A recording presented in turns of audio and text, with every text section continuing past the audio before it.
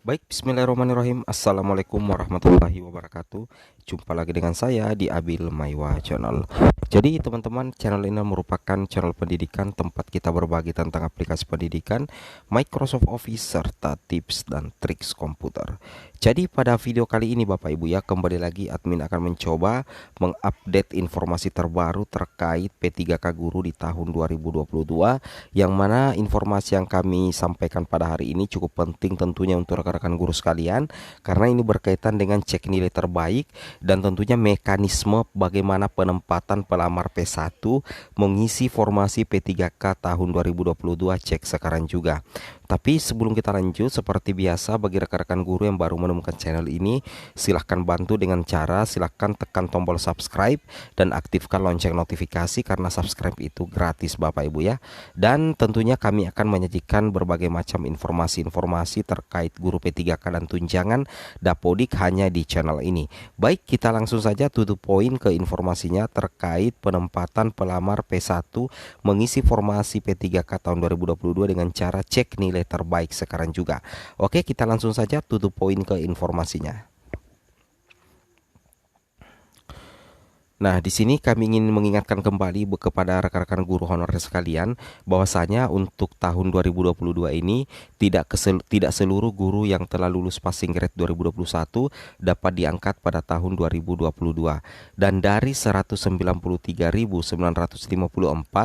hanya sekitar 69% saja atau sekitar 134.022 yang sudah pasti diangkat di tahun 2022 ini Bapak Ibu ya. Sehingga hanya ada sekitar 60 ribu ya yang belum bisa diangkat berdasarkan info yang diberikan oleh Prof Nunuk Suryani, tetapi tetap ada peluang melalui seleksi kesesuaian, yang mana seleksi kesesuaian itu tentunya turun prioritas Bapak Ibu guru sekalian ya. Nah, terkait dengan hal ini kami menyajikan secara spesifik 134.022 69% itu sebaiknya Bapak Ibu yang lolos PG itu melihat kembali hasil kelulusan Bapak Ibu di tahun 2021, baik itu tahap 1 dan tahap 2, karena nantinya itulah yang akan menjadi salah satu ya, bukan keseluruhan tetapi salah satu penentu kelulusan Bapak Ibu mengisi formasi di tahun 2021 pastinya Bapak Ibu ya, tahun 2022 pastinya. Nah, oke, kita langsung saja to the point ke informasi utamanya Bapak Ibu ya. Di sini Bapak Ibu bisa memperhatikan apa yang kami tampilkan lagi di layar monitor, bahwasanya seleksi dan penempatan bagi pelamar prioritas 1 itu nantinya Bapak Ibu ya menggunakan kelulusan hasil seleksi tahun 2021 dan langsung ditempatkan pada satuan pendidikan sesuai dengan kebutuhan. Kalau dikatakan satuan pendidikan sesuai dengan kebutuhan, berarti ada dua kemungkinan: ditempatkan di sekolah induk atau ditempatkan di sekolah lain tetapi tetap dalam satu instansi. Tentunya ini sedikit membuat lega bagi rekan-rekan guru bahwasanya tidak ada penempatan di luar daerah Bapak Ibu ya, seperti di orang Jawa dibawa ke Papua, orang Papua dibawa ke Sulawesi Selatan, itu tidak ada Bapak Ibu ya. Oke. Nah, terkait dengan nilai terbaik penentu kelulusan Bapak Ibu menjadi ASN P3K, Bapak Ibu bisa melihat langsung di poin yang kedua ini, bahwasanya untuk data pelamar P1 itu ada dua ketentuan untuk penempatan Bapak Ibu ya.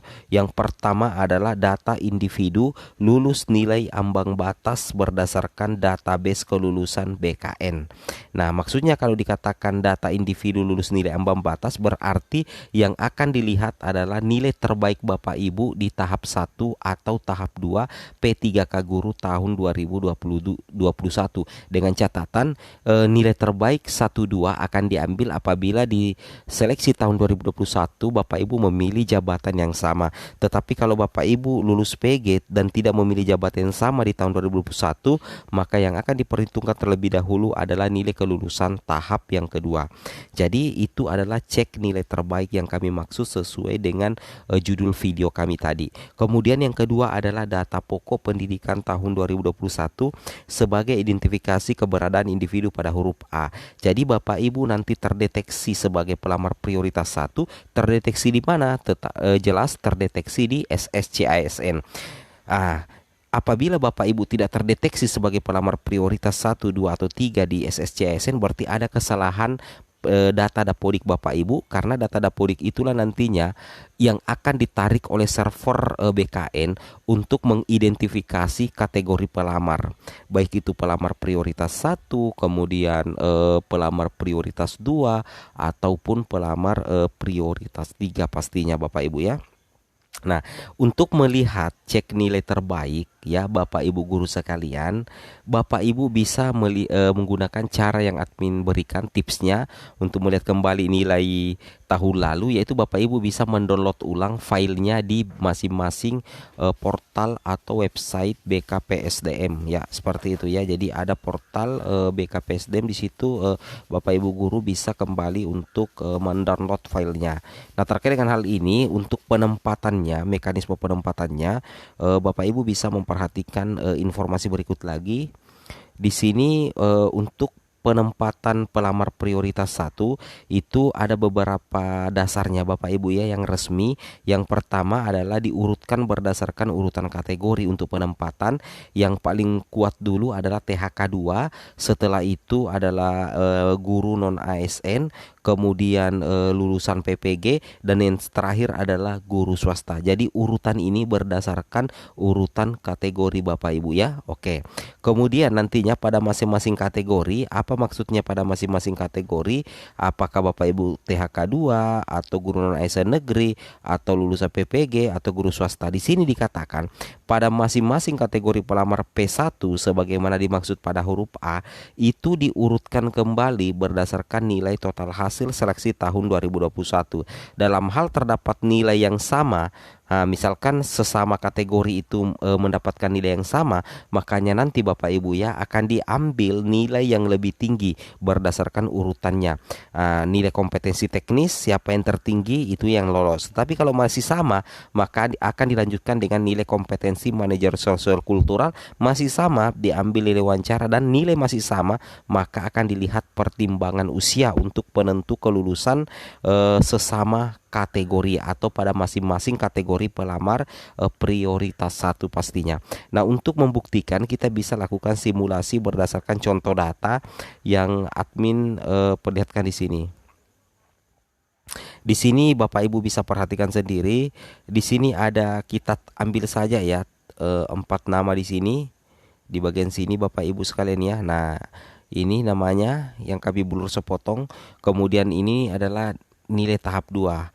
Kemudian murni, nilai teknisnya murni ditambah dengan afirmasi, ada manajerial, sosiokultural, wawancara, dan di sini total nilainya Bapak Ibu ya, dan ada juga keterangan afirmasinya. Nah, di sini ini sudah cocok ya, diurut berdasarkan urutan kategori. Tetapi kalau misalkan di sini nantinya ada yang sama nilainya, maka nantinya itu akan dilihat data nilai yang ada di sini Bapak Ibu ya. Nah, jadi yang ini yang akan diperhitungkan.